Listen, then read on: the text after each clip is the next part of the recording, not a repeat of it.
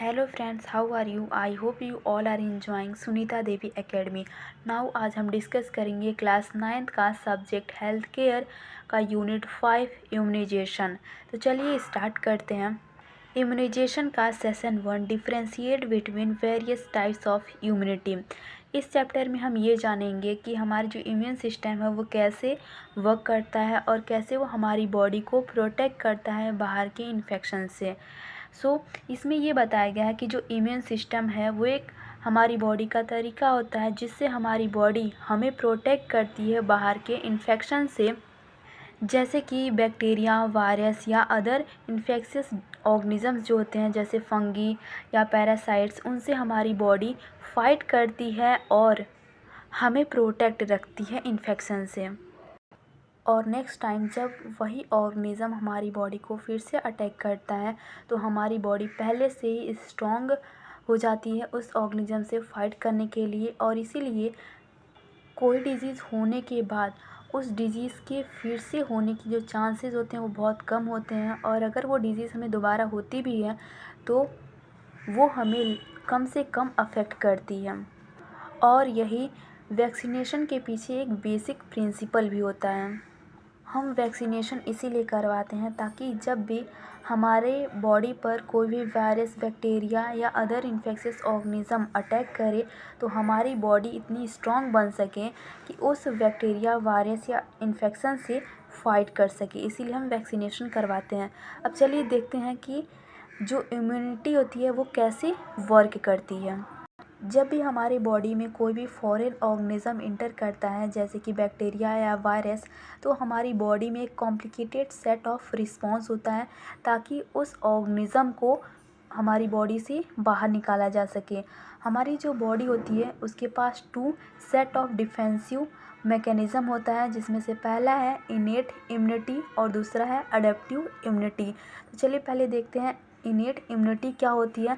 जो innate immunity होती है ये हमें बर्थ से मिलती है, मतलब कि जन्म से ही मिलती है। इसमें जैसे कि skin acid in your stomach, हमारे स्टमक में जो एसिड होता है, जैसा कि हम सब लोग जानते हैं कि हमारे स्टमक में, हमारे पेट में HCl हाइड्रोक्लोरिक एसिड प्रेजेंट होता है, और स्लाइवा हो गया, टीयर्स हो गया, और जो म्यूकस होता है हमारी माउथ एंड नोज़ में, एंड हमारे ब्लड स्ट्रीम में कुछ सेल्स होती हैं जो कि बैक्टीरिया को या वायरसेस को डिस्ट्रॉय करने में काम आती हैं। इस तरीके से इनेट इम्यूनिटी हमारी बॉडी को प्रोटेक्ट करता है। जो इनेट इम्यूनिटी होती है वो बहुत ज़्यादा इम्पॉर्टेंट होती है। इसे हम फर्स्ट लाइन ऑफ डिफेंस भी कहते हैं। ये हमें प्रोटेक्ट करता है इन्फेक्शन होने से। जो इनेट सिस्टम है या इनेट इम्यूनिटी है वो चेंज नहीं होती है किसी भी सेम इन्फेक्शन से बार बार एक्सपोज होने के बाद भी। जैसा कि हमने जाना कि जो इनेट इम्यूनिटी होती है वो एक बच्चे को बर्थ से ही मिलती है। अब जानते हैं एडेप्टिव इम्यूनिटी क्या होती है।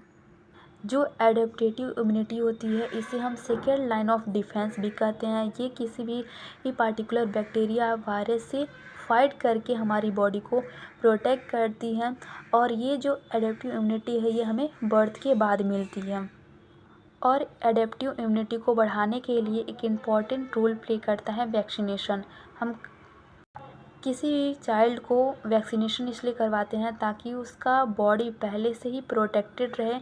जब भी उसकी बॉडी पे कोई भी फॉरेन ऑर्गेनिज़म जैसे बैक्टीरिया, वायरस या कोई इन्फेक्शियस ऑर्गेनिज़म उस पर अटैक कर रहा है तो उस बच्चे की जो बॉडी है वो पहले से ही प्रोटेक्टेड रहे और उस फॉरेन ऑर्गेनिज़म से वो ईज़िली फाइट कर सकें।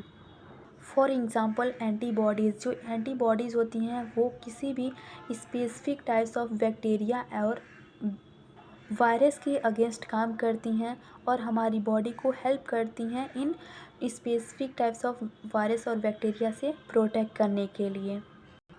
अब हमारा सेशन 2 स्टार्ट होगा इसी यूनिट का, डिस्क्राइब इम्यूनाइजेशन शेड्यूल, जिसे हम नेक्स्ट वीडियो में कवर करेंगे। तब तक जुड़े रहें सुनीता देवी एकेडमी के साथ। Thank you.